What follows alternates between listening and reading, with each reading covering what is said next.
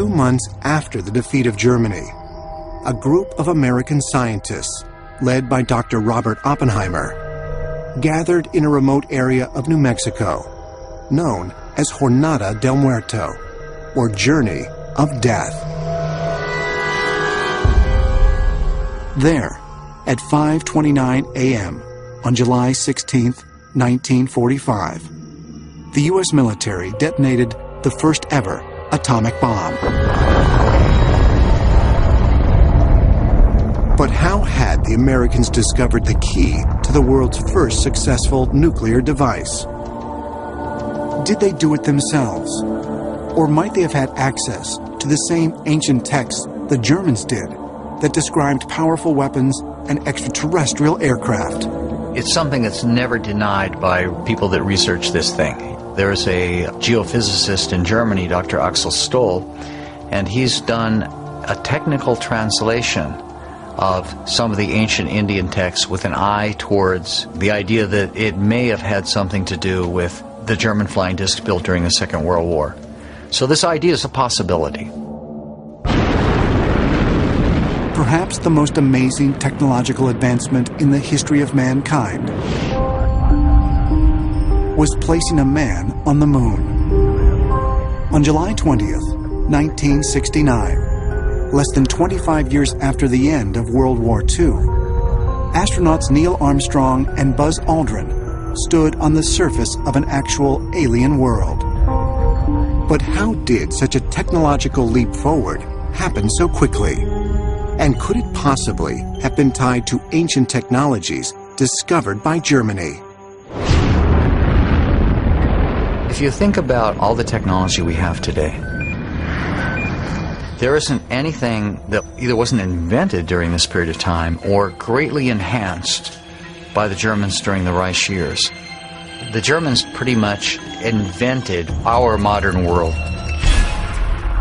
Following the end of World War II, many of Germany's top scientists, engineers, and technicians were captured and brought to America as part of a secret project known as Operation Paperclip. Operation Paperclip was a U.S. government project to bring German scientists to the United States to work either for the military or for industry. They were taken into custody, they were granted asylum, they were brought to the United States. Their horrific war crimes with concentration camp victims were expunged. The most important and influential of these former German scientists was Dr. Wernher von Braun, the commander of Germany's Peenemünde Space Research Center. Von Braun was really the developer of the V-1 and the V-2 rocket. He was a member of the Nazi Party. His commanders were SS generals. He was privy to some of the most secret projects that Nazi Germany was developing during the war. Once in America, von Braun quickly established himself as the leader of the U.S. military's burgeoning rocket program. He would eventually become one of the key architects of NASA. In fact, the first rockets that the United States was launching out in New Mexico were essentially the V-2 rockets. In fact, I think the only real difference was that we'd taken the swastikas and the iron crosses off.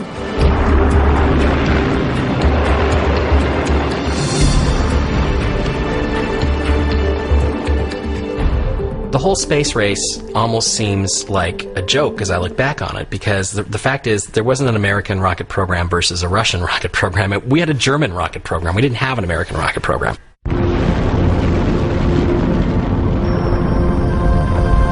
There's no question, as you look at NASA, there's no getting to the moon without von Braun and the other German rocket scientists.